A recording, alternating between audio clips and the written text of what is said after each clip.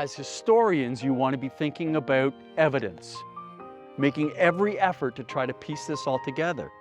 What does this ground represent? I want you to be thinking about the ground. What do you see? We want you to be looking at slope. Is it flat? Is there a slight rise? The high ground from a military point of view is extremely important. You are in one of the most fertile areas of France.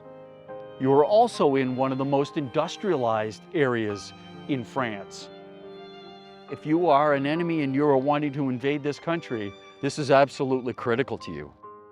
You can feed an army here, just off the land. Both sides know it. That's why the damage is here. Everywhere you go here, the history here is so deep, it's so rich. It's just amazing.